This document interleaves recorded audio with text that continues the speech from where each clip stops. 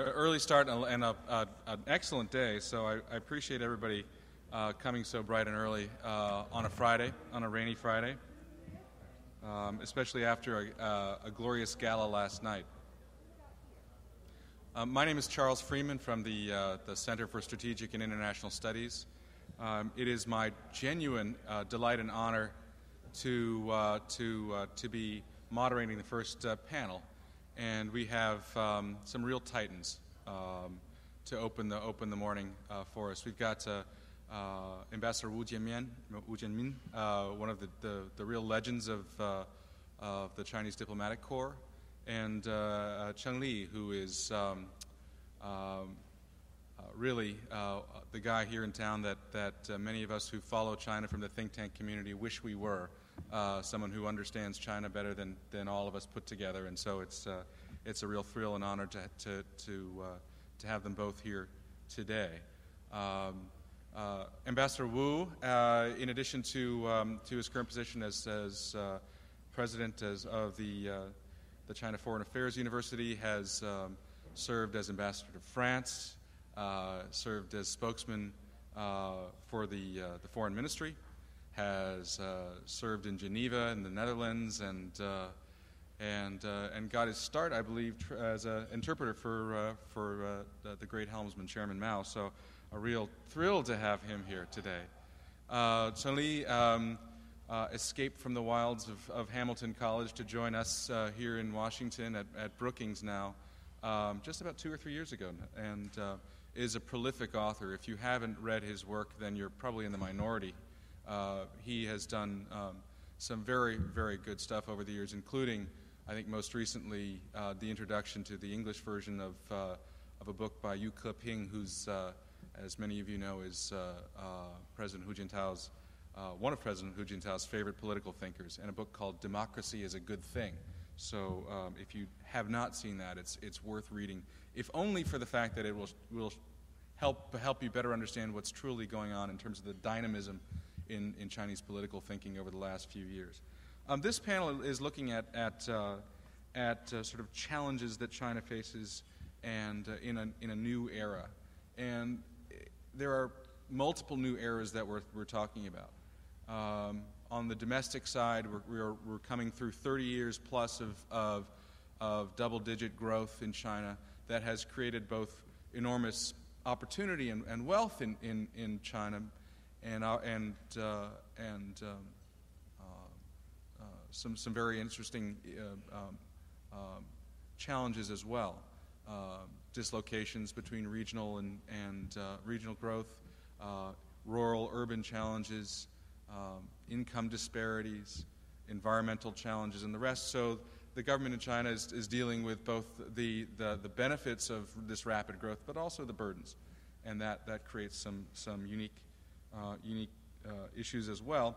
And the government is not just listening to the sort of the drumbeat of growth; they're also listening to a newly enlivened and engaged internet community that tends to be very quick with criticism and with applause, and so the government monitors that very carefully and responds very actively to that.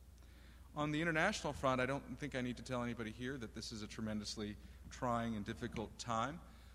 China, for years, under the guidance of Deng Xiaoping in particular, had a policy of Taoguangyang Hui, which is, we're going to really conceal our capabilities, and we're going to bide our time, and China really would not be a leader in international affairs as a result. Well, circumstances have thrust China into a leadership role, and I know that this is something that many Chinese authorities and officials shy away from. In the context of negotiating what were turned out to be parallel statements at the G20 summit in March, I know that every time the word leadership appeared in a document put forward by the United States, China struck that. And but they unfortunately fortunately are in a position where there really is no alternative to China as far as a global leader. So that presents unique challenges and opportunities, and I will start with the foreign challenges, or the international challenges, and then move to the domestic challenges. It's my great pleasure to welcome Ambassador Wu to to the podium to discuss international challenges. Please join me in welcoming Ambassador Wu.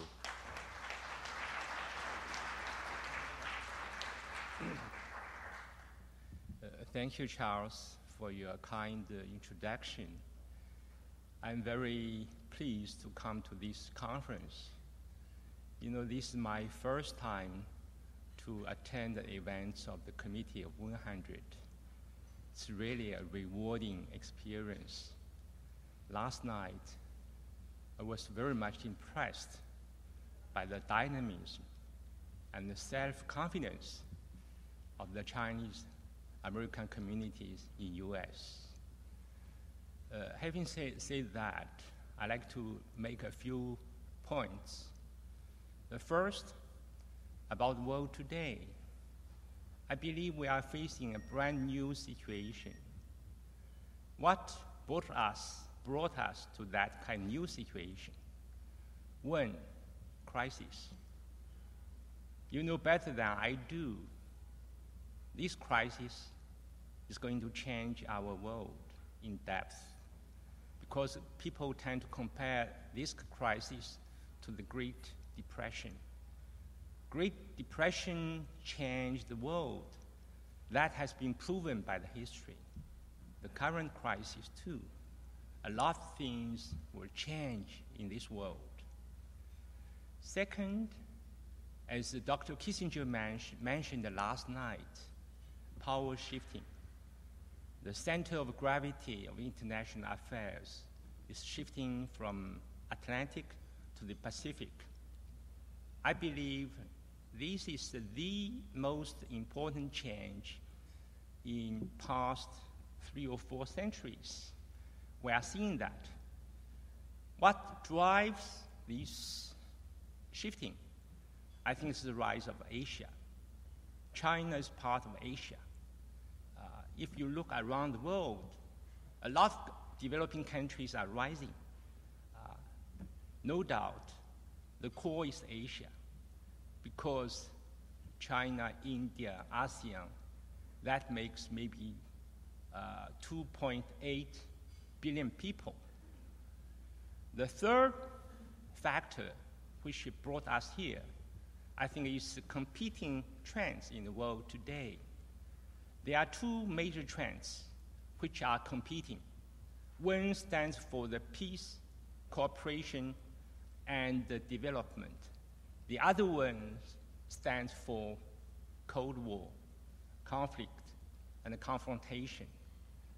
I believe the first trend represents the future, the second trend, the past. The first trend is based on 2 things. One, interdependence. 2 common challenges. We are facing daunting challenges.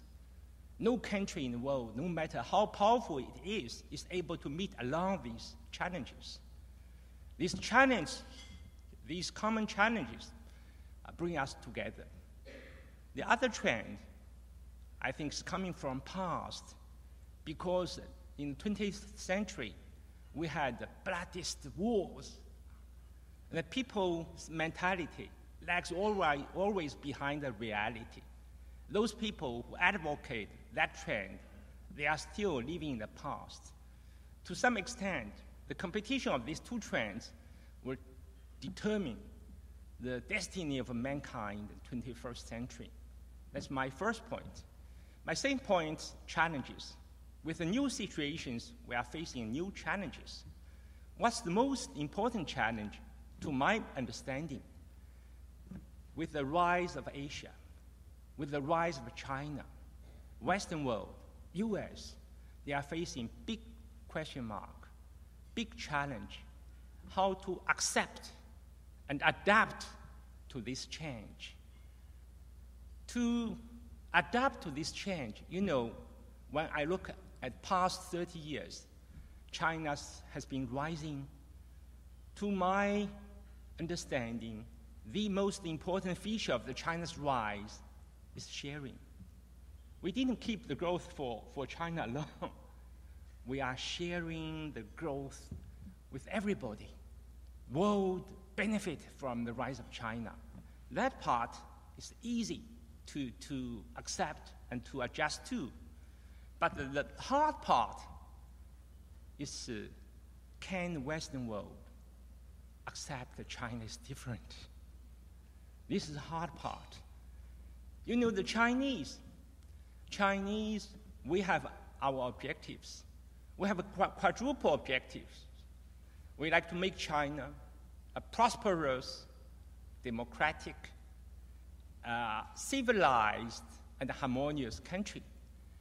The democracy is part of our objectives.